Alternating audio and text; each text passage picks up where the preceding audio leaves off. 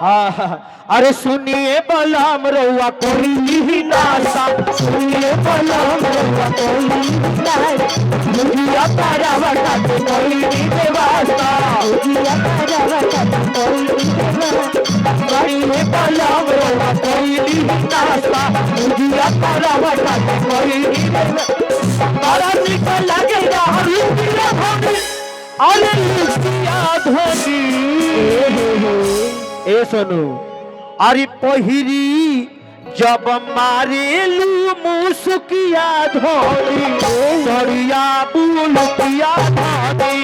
सरिया बुलकिया धोनी सरिया बुलकिया धोनी सरिया बुलकिया धोनी कच कच मारतिया पियर पड़ा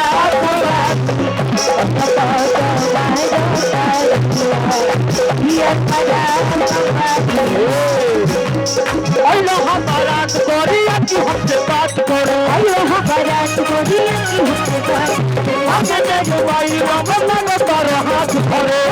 मोबाइल गोरी फूला झाड़ी बाड़ू पापा के परी बाड़ू गोरी फूला झाड़ी बाड़ू पापा के परी बाड़ू लगलू पासारी तू पापा पियर फराक वाली पापा पियर फराक तुम्हारा पियर फराक वाली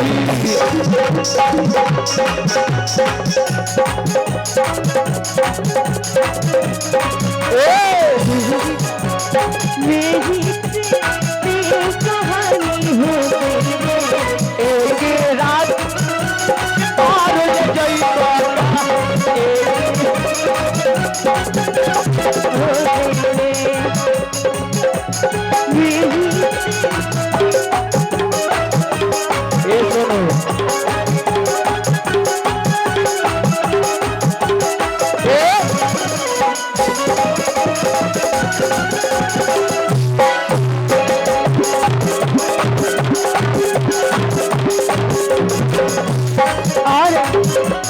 और सुनो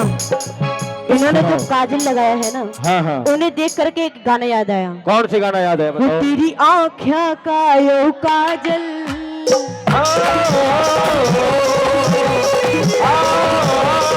तेरी आँखें का यो काजल मन करे से भोरी घायल देख देख दिल धड़के मेरा दिल कर जाए घायल मेरे पली पली पली पली याद तेरी तरसावे मेरा दिल खुशी करे मेरे के आग लगा मेरा दिल खुशी करे मेरे के याद लगावे तेरी आँखें का यो काजल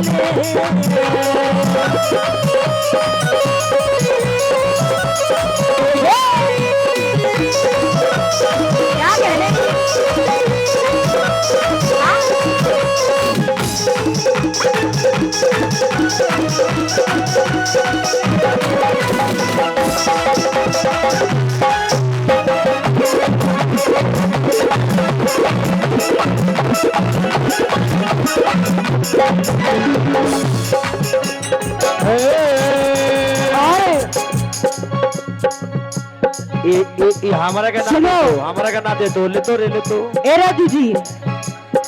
ई हमनी लोग के नहीं खा देखा तो एक वीडियो बनावाला से कुछ ना हुई वीडियो बनावाला से कुछ ना हुई चले दीवाना पैसा का मन खुश ना हुई चले दीवाना पैसा का मन खुश ना हुई चले दीवाना पैसा का मन खुश ना हुई जय लहरिया लिपाए राजा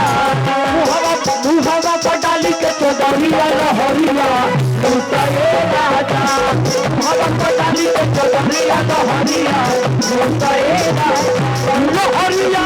लिपाए राजा लहरिया लिपाए राजा